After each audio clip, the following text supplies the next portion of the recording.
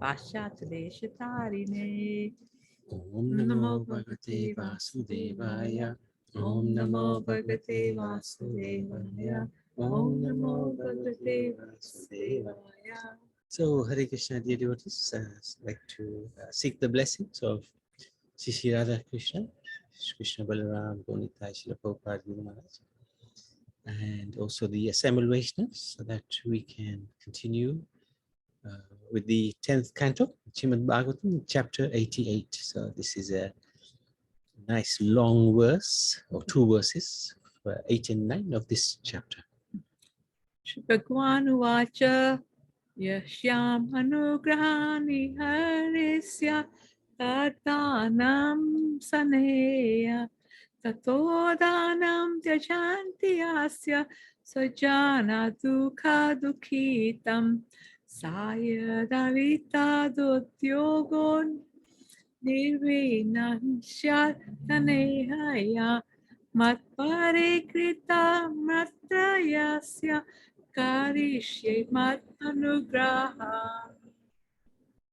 Translation: the personality of Godhead said, if I especially favor someone, I gradually deprive him of his wealth. Then the relatives and friends of such a poverty-stricken man abandon him. In this way, he suffers one distress after another. When he becomes frustrated in his attempts to make money and instead befriends my devotees, I bestow my special mercy upon him. So this is Krishna trying to put us off worshipping him. He's saying, whoever is close to me, I'll take everything away from them and make him dependent on my devotees and me. So if anybody does want to worship Krishna, and you still want the comforts of this world, it may not go together. He's just giving us a hint that the two may not go together. Okay, so this is a really phenomenal chapter. Lord Shiva saved from Vrakasura, and he describes how it is that devotees of Vishnu obtain liberation while devotees of other deities obtain material opulences. So what are the differences between Vishnu's service and others' service? Lord Vishnu possesses all opulences, while Lord Shiva lives in poverty. Yet the devotees of Vishnu are generally poverty-stricken, while Shiva's devotees attain abundant wealth. So that's a real contradiction, right? Vishnu, he possesses all, he's got in his possession Mother Lakshmi, and he lives in great opulence. Shiva lives in poverty, and yet the devotees of Vishnu live in poverty, but the devotees of Shiva live in opulence.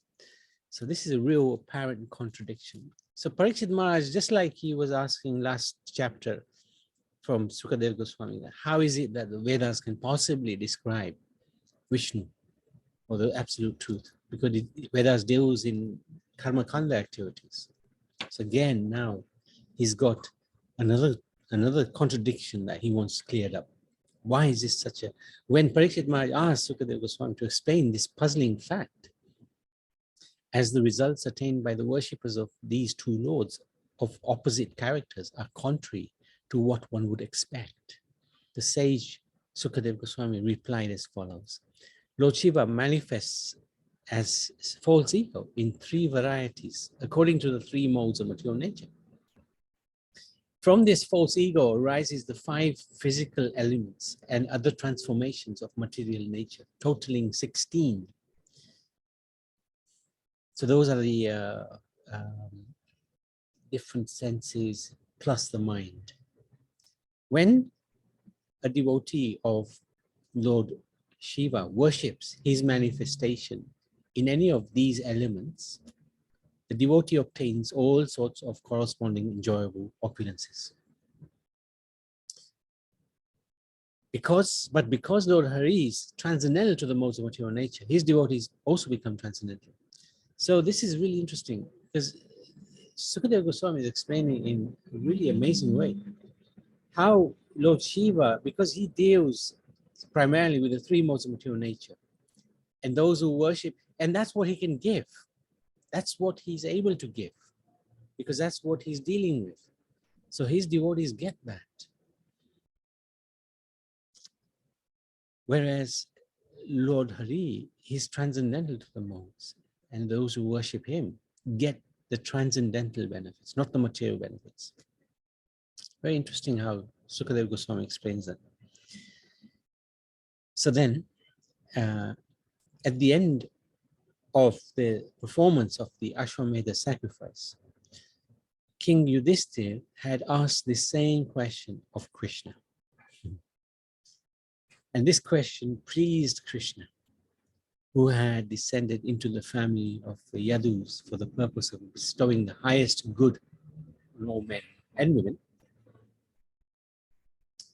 The Lord replied as follows. So this is Lord Krishna replying to the king, Yudhishthir, who was listening eagerly. When I feel, so this is Krishna saying, when I feel special compassion for someone, so that's the verse that we read, I gradually deprive him of his wealth. Then the poverty-stricken man's children, wife, and other relations all abandon him. When he again tries to acquire wealth in order to win back his family's favor, I mercifully frustrate him so that he becomes disgusted with fruitive work and befriends my devotees. He can then fully realize the absolute as the highest truth. And at that time, I bestow upon him my extraordinary grace. Then he can become freed from the bondage of material life and attain to the kingdom of God, Vaikuntha. So these are really powerful statements. When Prabhupada, he was translating the Bhagavatam, when he came across this verse, it gave him a lot of satisfaction. Because this is exactly what happened to him. He lost his wealth by providence. And he tried to build up his business again. Couldn't do it. Couldn't do it. And this verse reminded him of the great mercy of the Lord.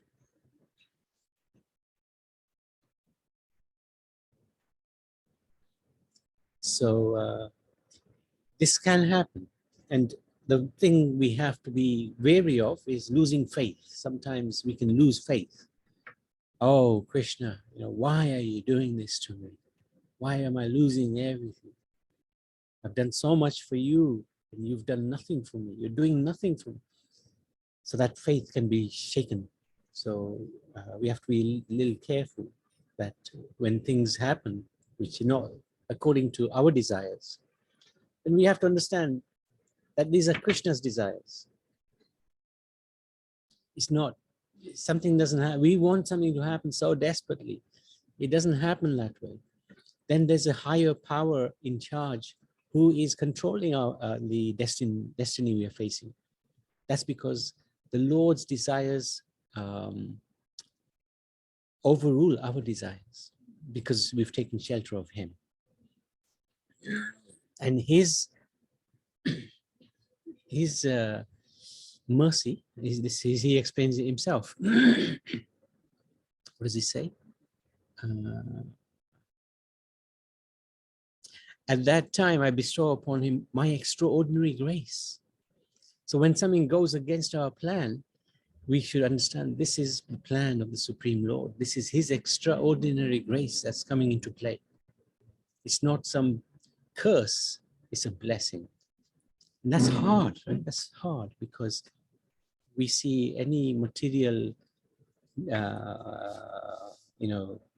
setback as a permanent setback in our situation, but it's not, because the Lord has a plan which is better than our plan. He has a desire which is better than our desire. So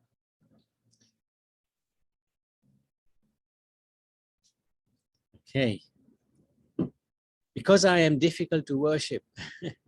So Krishna is admitting it.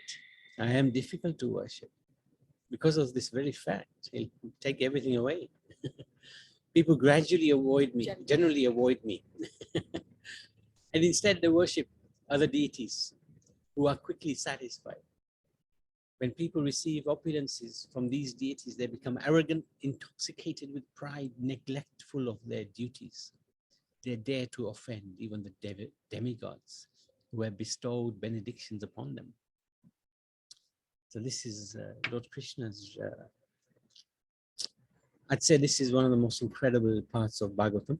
There's so many incredible parts. This is where Krishna's sort of giving the inner secrets, his inner secrets, what he does to the devotee who's aspiring for him, and how difficult it is. Sukadeva Goswami said, Lord Brahma, Lord Vishnu, and Lord Shiva can each bestow or withhold favors. But whereas Brahma and Shiva are satisfied or angered very quickly, Lord Vishnu is not. In this regard, an ancient historical account is related concerning how the Lord of Kailash mountain was put into danger by offering a choice of benedictions to the demon Vrika. So here we go. It's amazing pastime. Lord Shiva is worshipped because he's so easy to please, and he'll give whatever benediction the devotee wants. Once the demon Vrika asked Narad which god was most quickly pleased, and Narad answered that Lord Shiva was, as he quickly becomes pleased by seeing his worshippers' slightest good qualities, but also is quickly angered by seeing his slightest fault. He became pleased with Ravan and also with Banasura, which we talked about a few chapters ago. When they each chanted his glories, Lord Shiva then bestowed unprecedented power upon each of them. So this advice was given to Vrikasura by Narad. Thus, Vrikasura went to the holy place of Kedarnath. Kedarnath is in Uttarakhand, and that is very, very close to the Himalayas. When you go there, the main Shiva temple there, the backdrop are the Himalayas. So, a phenomenal place. So he began worshipping Lord Shiva by offering pieces of his own flesh, his own flesh, as oblations into the fire. So this is the nature of demoniac sacrifice in the mode of ignorance, which is where you do harm to yourself and you do harm to others as well, in order to get something from the devatas. This is mode of ignorance. But Shiva did not appear. Vrikasura became frustrated after failing to obtain a vision of the Lord. Finally, on the 7th day, Vrikasura decided to commit suicide by cutting off his head.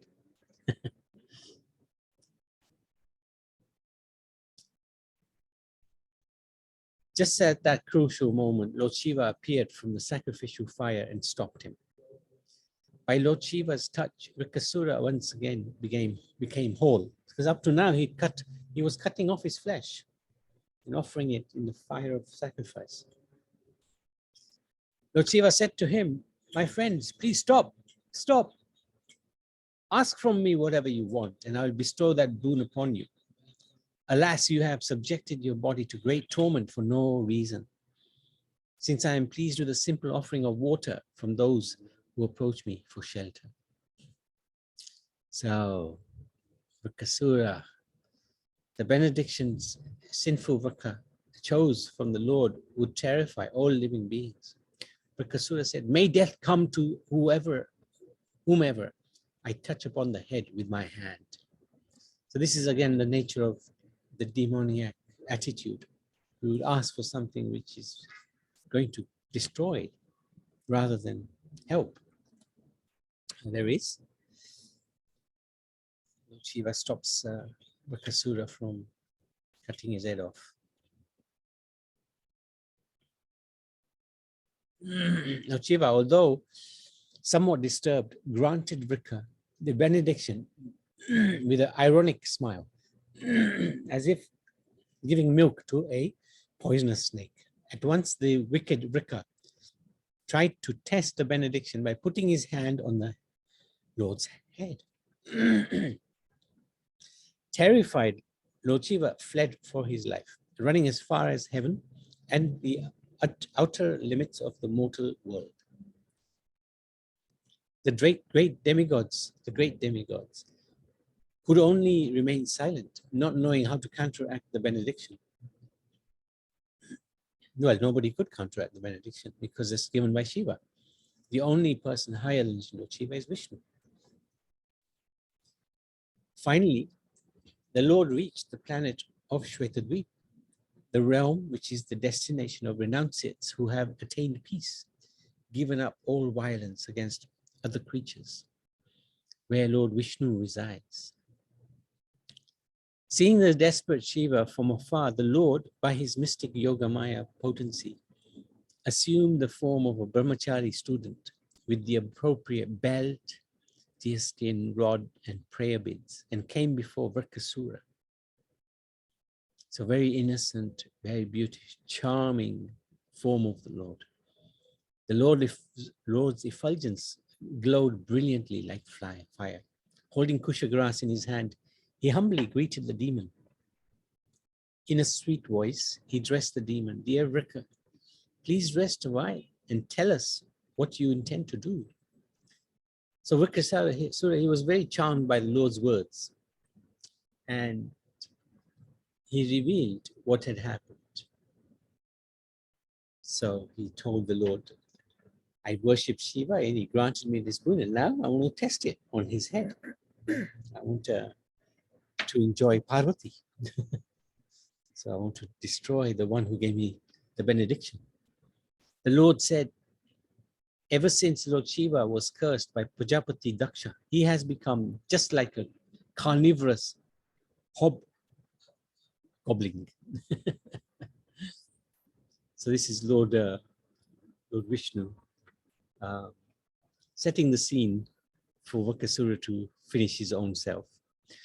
So you should not trust his word. Better to test this benediction by putting your hand on your own head. Look at him also. He's wearing skulls, he's got ash all over his body. What do you think? He's capable of giving you such a boon? Why don't you just test it on yourself? Lord Vishnu continued, "If the words of Lord Shambhu prove untrue in any way, then kill that liar so that he may never lie again." So bewildered by these words, the foolish demon touched his own head, which immediately shattered and fell to the ground. Cries of victory, obeisances, and well done were heard from the sky, and the demigods, sages, celestial forefathers, and Gandharvas all congratulated the Supreme Lord by raining down flowers upon him. Then the Supreme Personality of Godhead addressed Lord Girish, Shiva. Yeah, Lord Shiva, who was now out of danger. "Just see, O Mahadev, my Lord, how this wicked man has been killed by his own sinful reactions. Indeed, what living being can hope for good fortune if he offends exalted saints, what to speak of offending the Lord and spiritual master of the universe?" So it's really nice. The Lord Vishnu is referring to Lord Shiva as the Lord and the spiritual master of the universe. Lord Hari is directly manifested as absolute truth, the supreme soul, an unlimited ocean of inconceivable energies. Anyone who recites or hears this pastime of his, saving Lord Shiva, will be freed from all enemies and the repetition of birth and death. So that's the end of this chapter. Fascinating chapter. Any questions or any comments, please? Haribol, I just wondered, when he was asked to touch his own head after he knew what he had asked, how come that he didn't realize, or there was this Krishna's play, as in to say, for him to forget what he had asked for? Absolutely. Because he did ask, didn't he? And then he touches He his did ask. head. He did ask, but then the way the brahmachari put it to him is, "You're so foolish. How can you believe this beggar who is, he was not even invited to his own father-in-law's yagya? What, Yeah. what possibly can this, what did he call him? Hobgoblin offer you?" Hopefully. It just shows, doesn't it, how oh gosh, what's the word? How pathetic it can become in a tanglement. He asked for the boon to be whatever he asked, and then he got trapped in it. Or trapped in it, yeah. And he wanted to kill the person who gave him the boon, which is really demoniac. Yeah. It's a little bit like when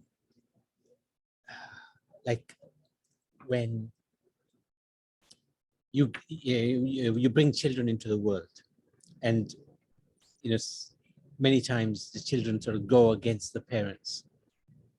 It's like that. One who gives you life, you go against.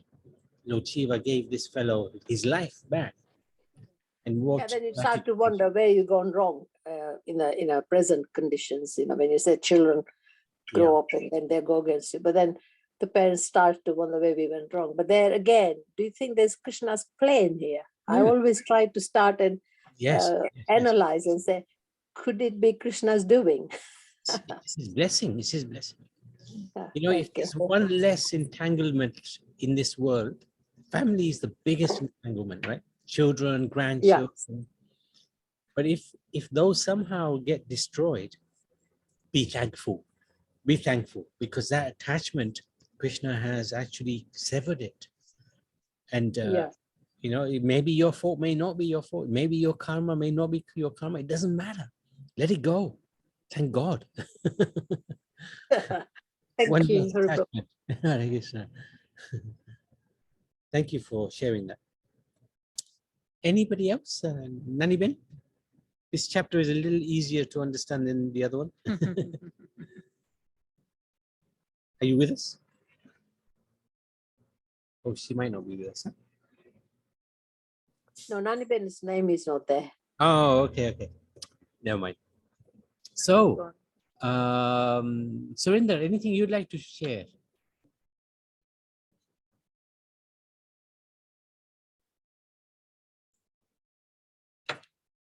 He might not be up to here. Okay, so let's go to the instructions. So, Madhusudan. Yeah, he's not here. Okay. He was supposed to be back, but he's not. So I just read it through. Okay, go for it.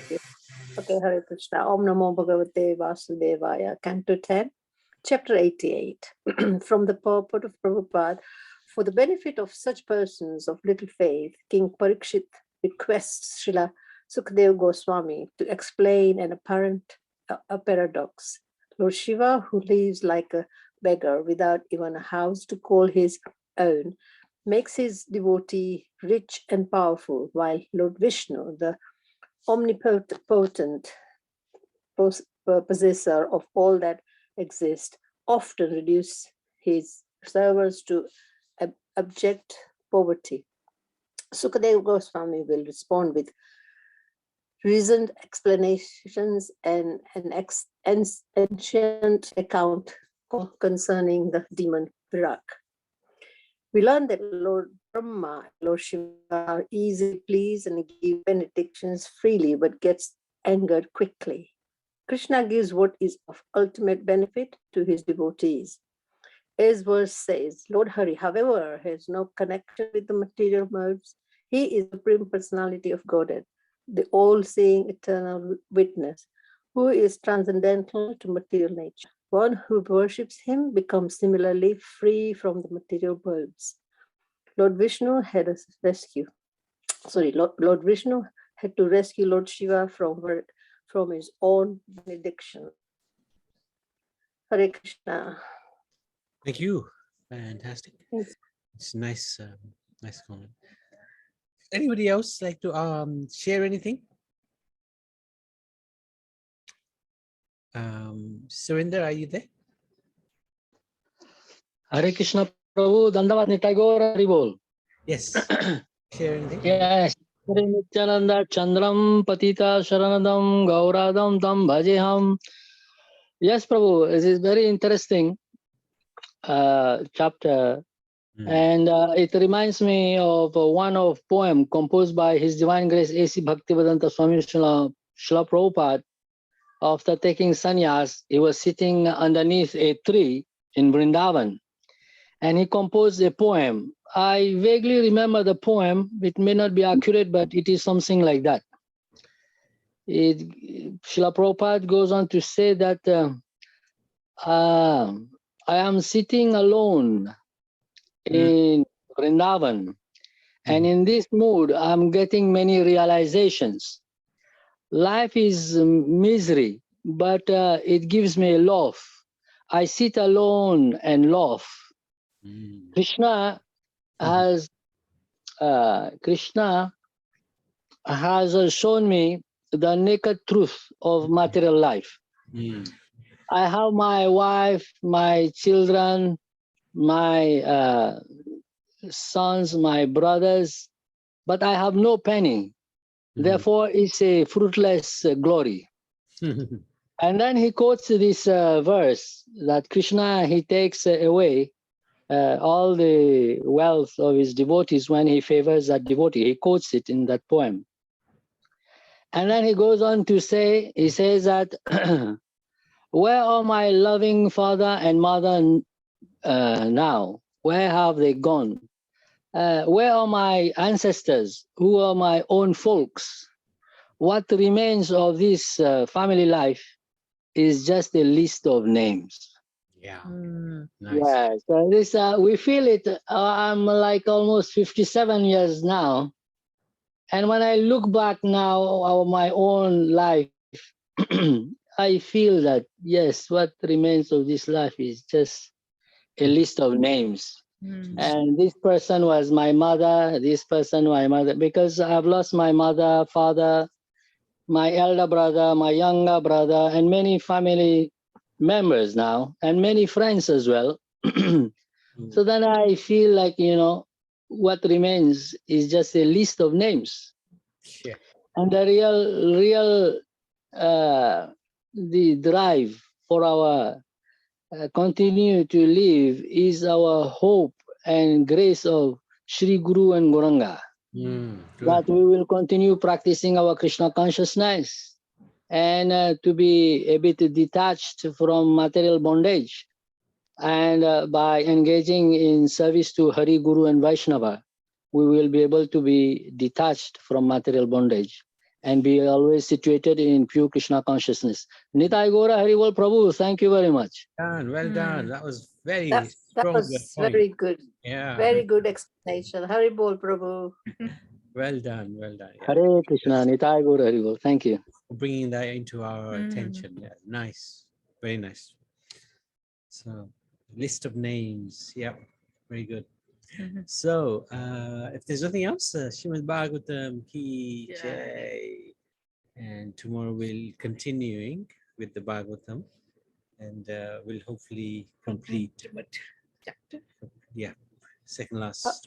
Hari Bol, tomorrow morning, will you be able to do it? No or shall problem. we skip No it? problem. No, Yeah, no. carry on is normal. Yeah. No problem. Yeah, because a couple of ladies, they said they've got commitments, so they might not be. So we'll just do what we see, how many comes. Yeah. Yeah.